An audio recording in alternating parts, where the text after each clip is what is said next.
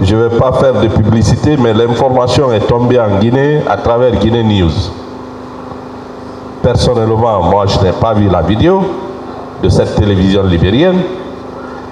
Et on n'a pas vu, moi je n'ai pas vu, selon cette information, que le professeur préparerait un coup d'État contre le pays, contre les autorités, qu'il aurait donné 150 000 $ à un certain Ibrahima Khalil pour jouer ce jeu.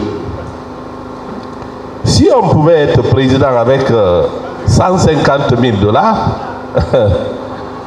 je crois qu'on aurait eu beaucoup de présidents. Chaque famille aurait eu un président.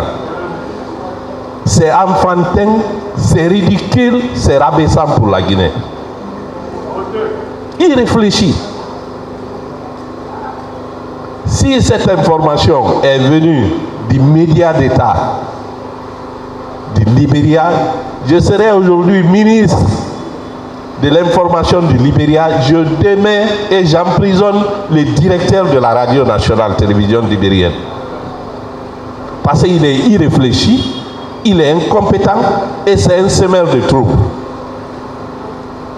On ne peut pas partager cette information avec un président qui a géré un pays voisin pendant 11 ans et balancer ça comme ça, sans réflexion.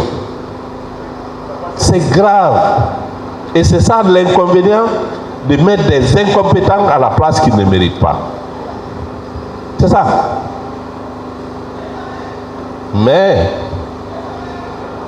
ce que nous disons, l'accusateur, c'est lui qui produit les preuves. Ce n'est pas à nous. Ce n'est pas au professeur Alpha Condé.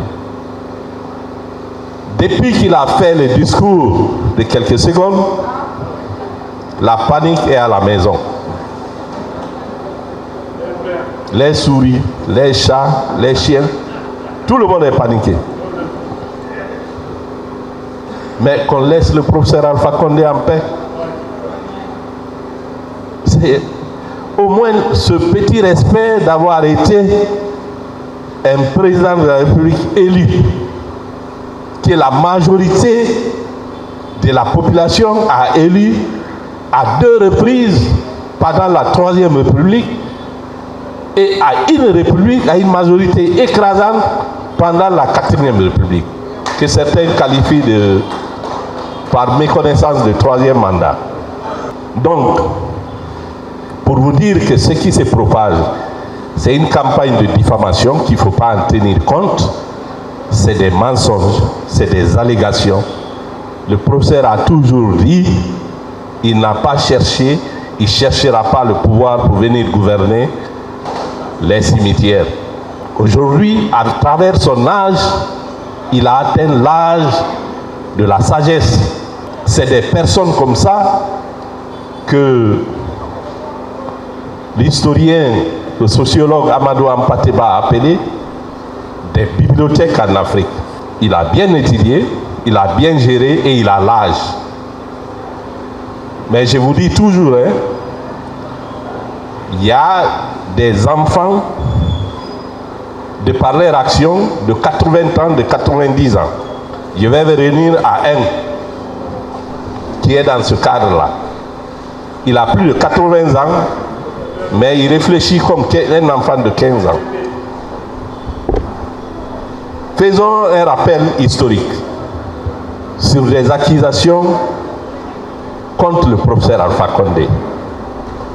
Peut-être que nos frères des médias, beaucoup n'étaient pas nés, mais dans les années 70, après l'agression, regardez le livre blanc, le professeur Alpha Condé a été condamné par contumace. N'est-ce pas? On l'a accusé qu'il était dans le bateau. Mais après tout, la vérité est sortie qu'il n'était ni le man de près, ni de loin associé à cette opération de mercenariat contre la Guinée qui cherchait à libérer les prisonniers du PAIGC. Et dont certains Guinéens ont profité pour renverser le régime de Sékou Touré. Le professeur n'était pas lié.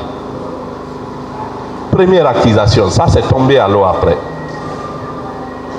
Deuxième accusation, toujours dans son cheminement, il a fait 2 ans de prison. 2 ans et plus. 2 ans et demi dans les années 90. Du fait d'avoir l'idée, après les élections, lorsqu'il a eu des informations sur sa sécurité, il a tenté de quitter le pays. Il a été arrêté. Il a fait beaucoup de temps sans jugement, mais il fallait trouver des preuves. Parce que ce n'était pas un acte pénal qui l'incriminait. Les juges ne pouvaient pas l'incriminer sur ça. Fuir son pays, on te prend, on te retire tes documents et on te ramène à la maison. C'est tout. Mais il fallait trouver autre chose. On l'a collé les attaques rebelles de la Guinée forestière et de Forêt-Caria. Qu'est-ce qu'il fallait faire? Il fallait trouver, encore du même Libéria, des gens qui allaient venir au procès témoigner contre le professeur Alpha Condé. Et moyennant quoi, des visas pour des États-Unis et beaucoup d'argent. Troisième accusation. Les massacres du 28 septembre. On a suivi, je ne vais pas citer des noms, des accusés, des avocats qui ont dit qu'il était le cerveau de l'organisation de la journée, n'est-ce pas?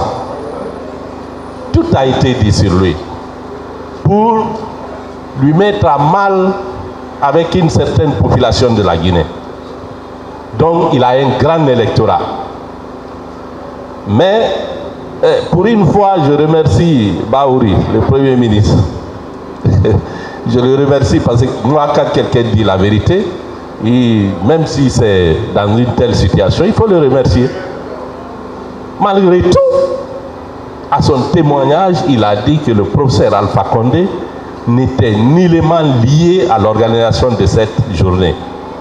Et que c'est lui, le président de la commission d'organisation, c'est lui qui a forcé la main au professeur Alpha Condé, qui était en voyage, de lui dire au moins de faire une déclaration sur RFI pour que les cadres du RPG participent. Et c'est ce que le professeur a fait en faisant une interview sur RFI avant la date. Cette accusation aussi est tombée à l'eau. Donc, je n'ai cité que ces 3 pour vous dire que cette fois-ci encore, n'en tenez pas compte. Peut-être que c'est pour que les gens abandonnent le sujet principal, qui est le retour à l'ordre constitutionnel. Il nous reste maintenant 3 mois et quelques, et nous sommes focus sur ça.